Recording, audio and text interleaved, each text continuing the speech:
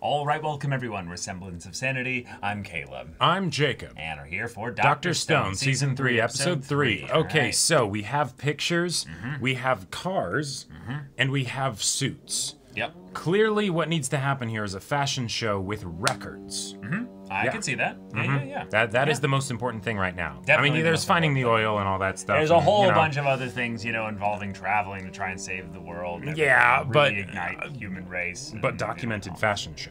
Documented fashion show. Kaseki in the suit needs to be recorded for posterity, for the sake of humanity, for the museum that Ryusui is going to build and own and profit off. What else is going to encourage people to procreate? That's and, right. Bring about the human race. But Yes. seeing what your child can also be capable of potentially, even in their old age. Yes.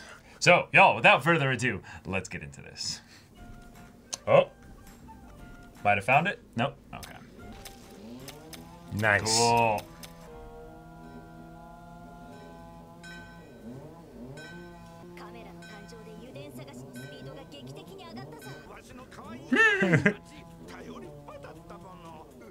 Yes. Howdy do. All right.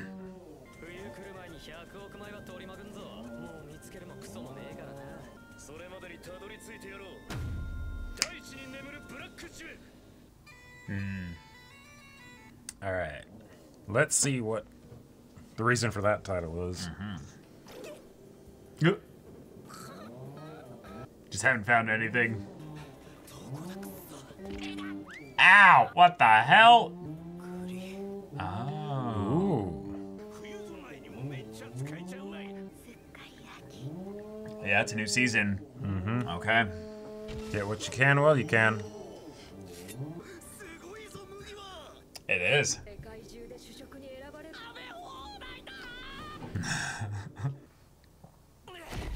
Yep.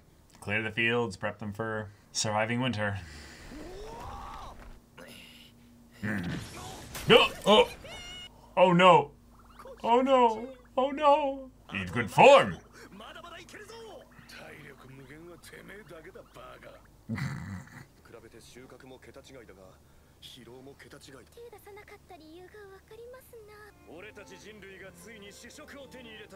Yes. Oh my Yes. god! Damn. Alright, we celebrate! The bounty! Indeed.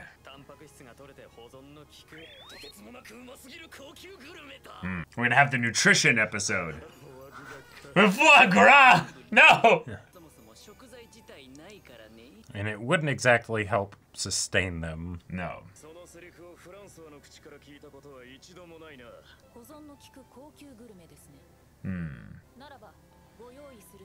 Yep. Ooh. Mushrooms.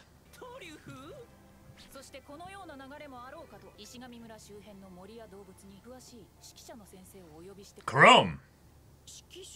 Yep. Oh, Nice. Right. Flora and fauna, not the rocks. Yeah, yeah. Right.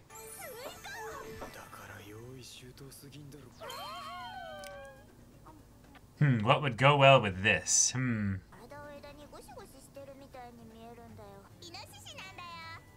Okay. All right. We need our lioness to kill the boar. The piglets just like. And then they'll raise them. Yeah. What do you think the boars are for? We need their shit. And then we need to make a garden specifically for the truffles. No. Kohaku. But she will try. Yeah. Photo probably isn't that precise.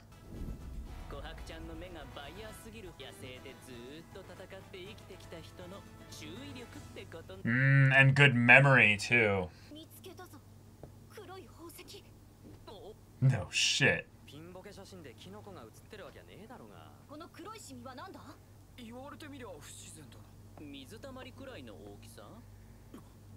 Wait, Oil? is it gonna be people? Oh, no, you're right. Yeah. Cool. Mm-hmm.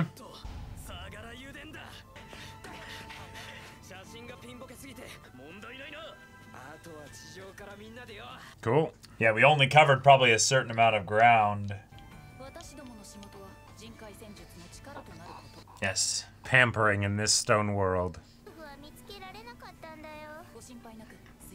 Suika-sama. Ah, yeah. There we go.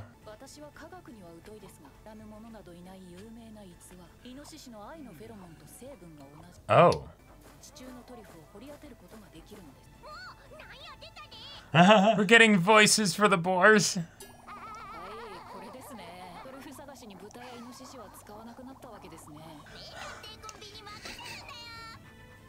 Ah, once the dog got a scent for it.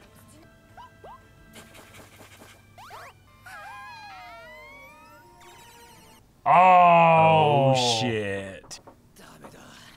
And make oil out of it. Yeah.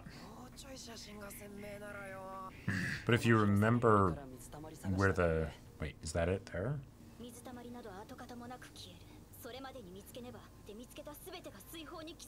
Or wait till next year.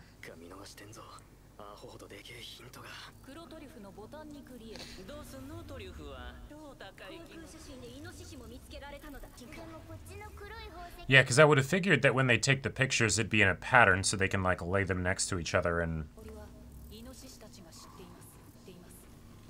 Oh. The smell of oil. Have them, yeah, sniff out the oil. Oh. No way.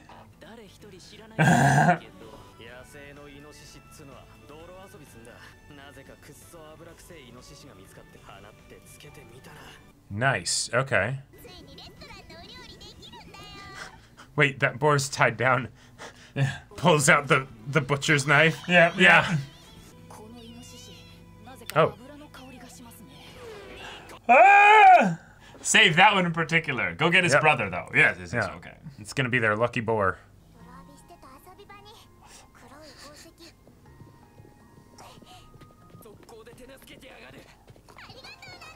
Sagara! Oh. Now you can't slaughter it. And it already is taking on her sound effects. Yep. Alright. Yep. Okay. There's that classic tint.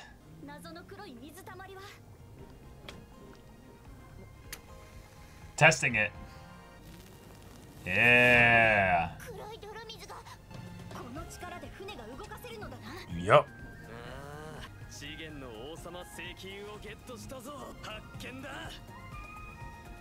Now our furnace can go even crazier. Oh, yeah. They're gonna make oil refineries and everything. Mm-hmm. Oh. Yeah, you're not needed anymore.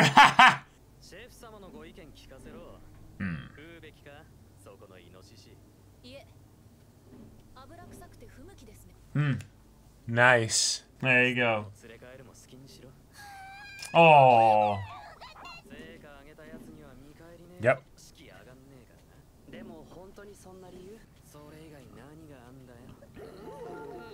We need a mascot, yeah. That's true. Or an additional one. Okay. A motorboat, yeah. What?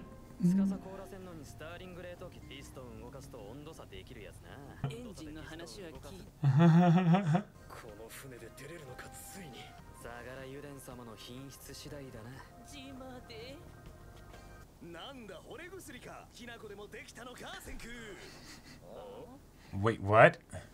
Oh god. The smell of oil.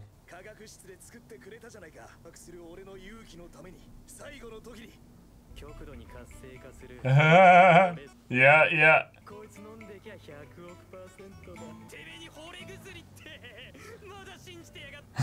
But that means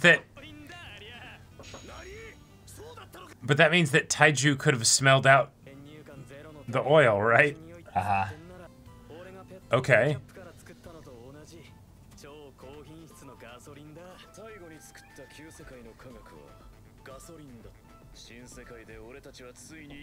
Indeed. Mm-hmm. It's symbolic.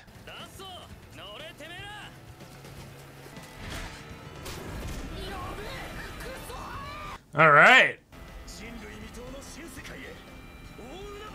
First contact. Wow.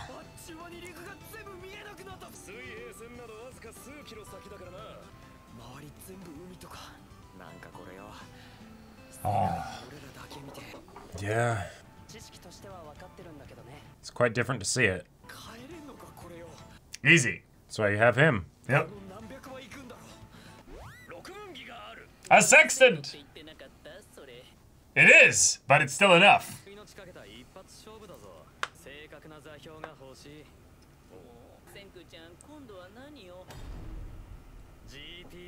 Oh my god.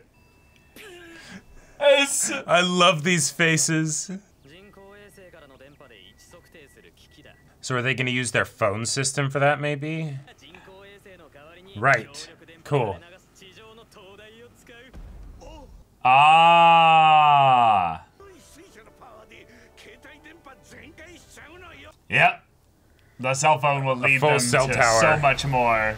I love it. Boom, boom, boom.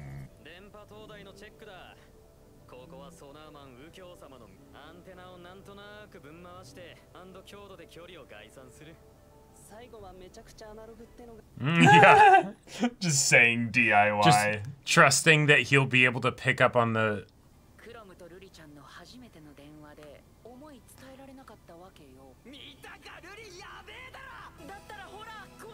Ah!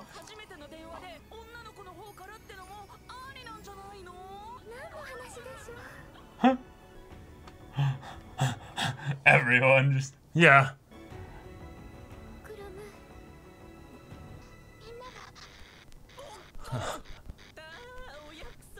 The famous trope. That's a signal. That's Morse code. Sent. Oh, shit. First contact. And it's repeating. Uh-huh.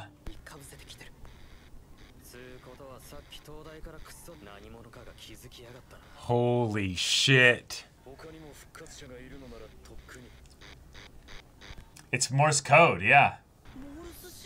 So that's someone from the real world. And they have, like, radio power. Holy shit.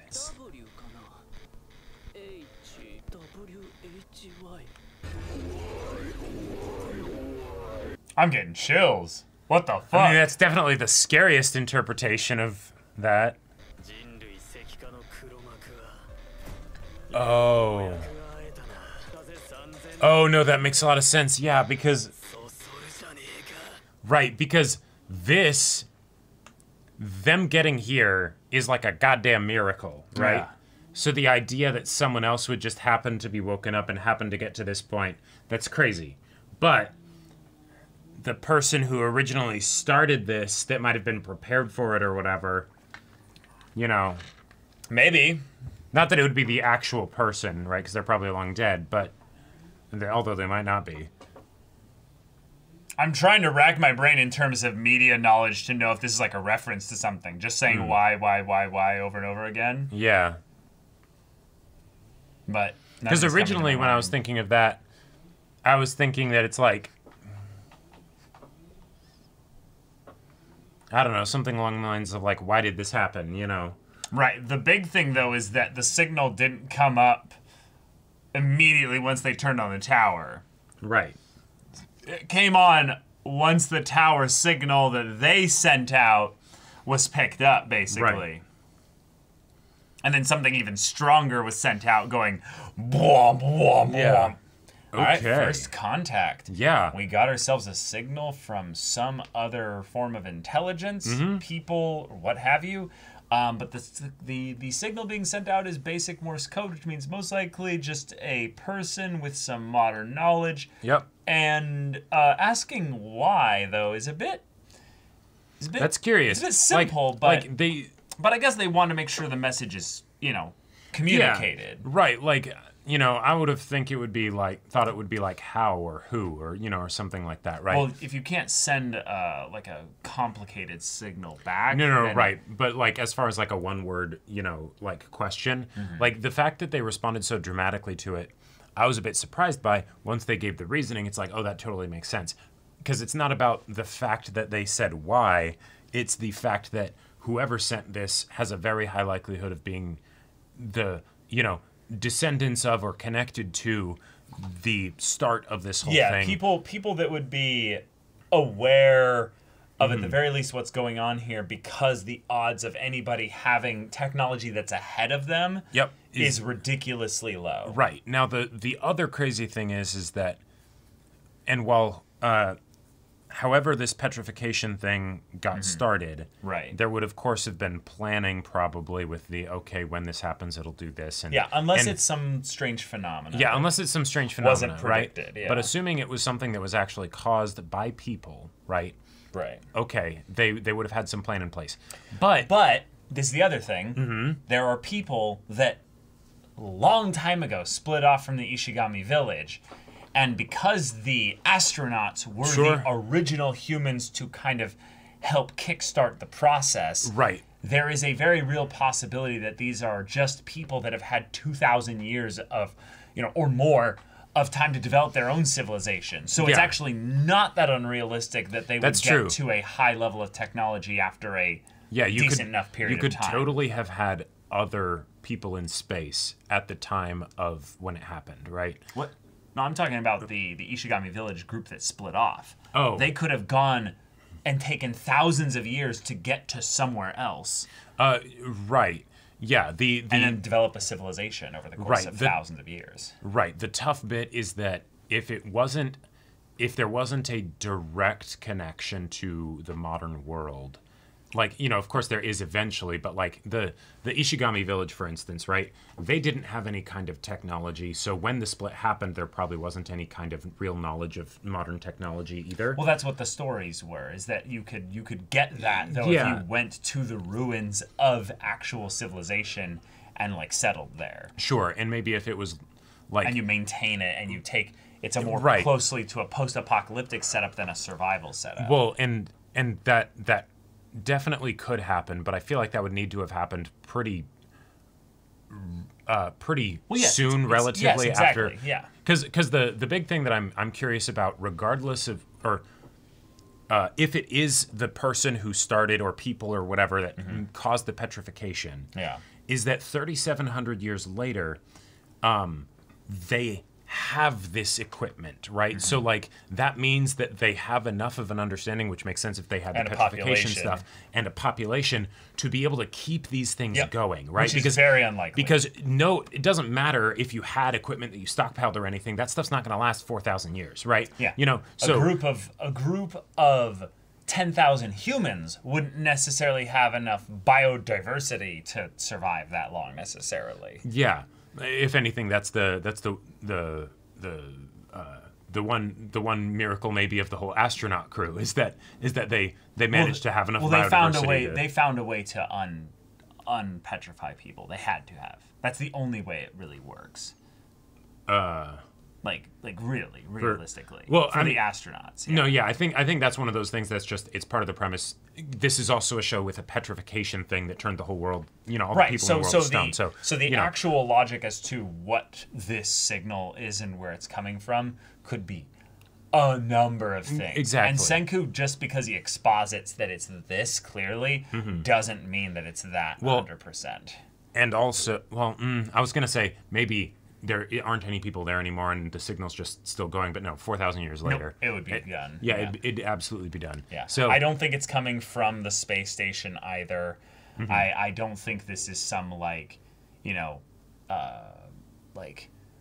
someone's dying last question or something. Yeah. It could be the results of someone having gone mad and a civilization that tried to survive and died out. Sure. And it died out recently. Yeah. And that could be the last little bits of the raving mad people that somehow barely held on for thousands of years. there's a lot of ways it could work, but it's mostly just where is this coming from, I think, that and who is it coming from that's more interesting. Yeah. And as far as if we were to have a main bad guy for the show, it would make a lot of sense for it to not be an individual, but for it to be the idea of two different cultures being able to coexist, right? If you have something and one where of them comes from the old world, and one of them comes from the old world, and you know, potentially also directly from the people who made this happen in the first place, right? Right, because also the season is called, you know, the New World. Right. Yeah. So I. That I really like the idea of. The some of the new characters that we see in the OP, I don't think that's going to be them. That, if anything, seems more like maybe the split from the Ishigami village, and you know, they seem like they're trying to put the point that those are people from South America specifically. They're trying to make there be a specific type of cultural garb that makes them like very different as well. Yeah.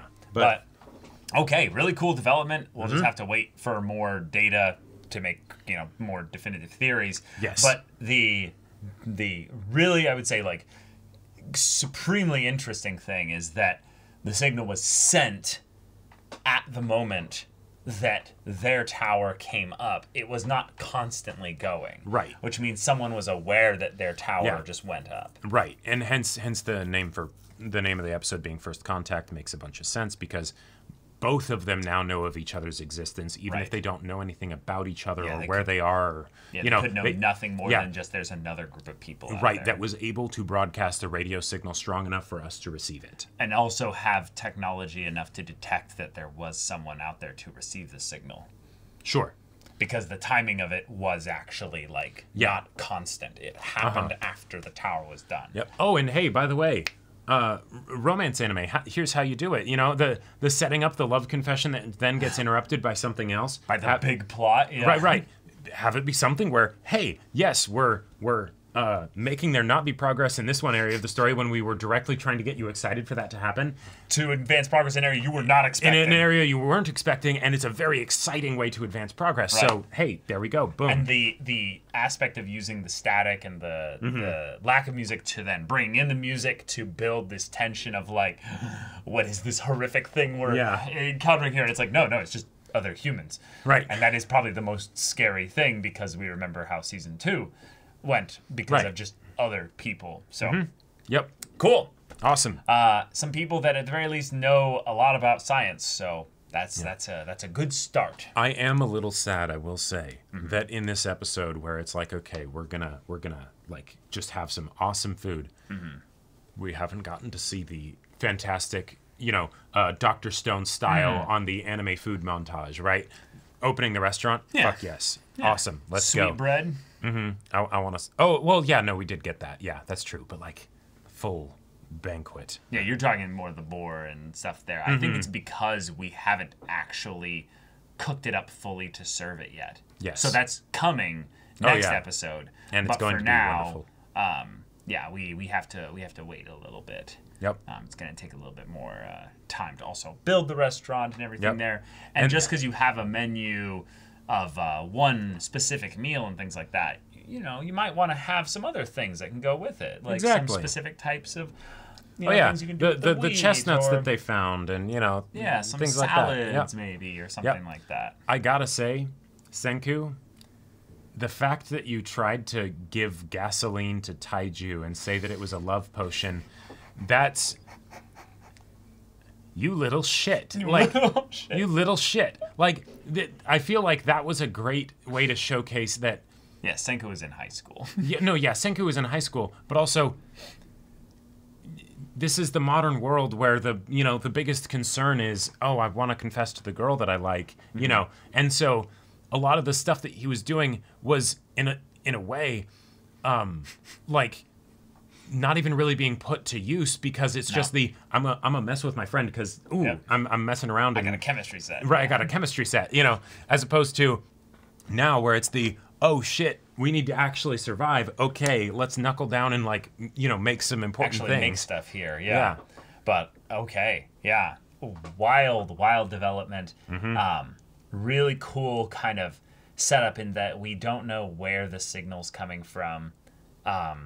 But I loved the vibe and that it felt like they were getting contacted by aliens almost. Like I feel like that's kind of one of the coolest like kind of initial kind of joke theories of early Dr. Stone was that aliens did it, you know? Yeah. And this feeling and the name of the episode and everything gave that like oh. Also, I remembered something that's the way that we can know that it is in fact with a fair amount of certainty that it is the people who started this thing and not just other people that happen to wake up and develop civilization is because it's Morse code. Well, what does that have to do with anything? That's a direct, like, it's not just they got the technology of the radio, right? Well, everyone that's been unpetrified has memories of the old world. Sure. So literally anybody else discovered unpetrified people. Yeah, if they know Morse code. Yeah, also, wasn't there a whole thing where there was some of the astronauts, specifically 2 of them, that were, like, lost at sea and we just never saw them again? They could have been the people that maybe started things there. I don't know. And they just learned how to unpetrify people, you know? Yeah. Because there's other explanations other than this is the people from the very beginning that work enough within the bounds of the rules that this show has established, while still being unrealistic. They work enough. Plenty of the things in this show are unrealistic with regards to the characters and all, and their hyper competency and things like that. Senku counting, to for 3,700 years. No, come on. Yeah. Everyone has maxed out stats. Every single character in this story is that touch of realism, but the idea that this must be the person that started it all. The science stuff that they do is legit, but everything else is very fantastical. Right, and to be fair, yes, the stone phenomena thing, I love that this is something that like the creator is saying, hey, I actually do have a scientific way in which the petrification beam might actually be based on science. Like, it might actually be that. And the idea that they're like, no, we are going to explain it by having an antagonist and set all that up and what have you, and we're going to stretch your like trust to the point where we're like, no, you think I can't do it, but I actually can. Yeah, if anything, that is something that'll be really funny because, like, normally I would think for, with how the show set everything up, where it's the petrification thing, that's the one sci-fi element in this, right? And then everything else is real science. But given that Senku is such a science nut, if he finds, like, the petrification beam or the technology or something like that, he's going to be like, how the fuck do they do this? Right? Like, he's actually going to be like, how does it work? But, and this also could be just an example of where the creator needed a longer form conflict. Yeah, like a definitive end point. Yeah, and this is a way to have progress be slowed down and accelerated. Yes. For the purpose of the viewer's experience through the story. Yeah. So we'll see what they end up doing with this, but I like the theory potential, the breeding ground, if you will, for theories that this revelation brings. Yes. But yeah, it's a bit of a wild one to the point where I don't feel like any of the theories are that great, and I don't feel like any of them are that bad either. Sure, yeah, right. We're gonna have to see how the show follows up on it, but there could be a lot of fun, also cat and mouse stuff that comes from this, given that it's the control of information, find out what we can, all of that stuff. Yeah, or if this turns into a different kind of vibe. For the way in which the signal is being received, because at the beginning they're making it all like dramatic and scary. Yeah. But later in like an episode or two, they could be like, change our signal to this boobs, or butts, and then it's like, well, or Senku makes his own Enigma machine so that they can like, they can have codes that like. What's the point of having codes if you're only communicating with one person? No, so that they can communicate amongst themselves and not have the other person like pick up, like if they want to do those long distance. There's a difference between signaling, the signals, and like actually like being able to pick up their basic cell phone little communicator thing. Sure. The tower was what made this send up. They haven't been able to detect their cell phone stuff until now. We can almost know that for a fact because the signal that was so strong that it like blacked out everything wasn't going until the tower came up. So that's like a good grounding point for any related things of that nature. Right. And maybe I don't know I don't know how radio stuff works, but like if they have the big cell tower to be able to do these expeditions and still be in contact with home, then that means the signals that are being sent to the people on the expedition are strong enough that theoretically the other place, could it pick up on those signals?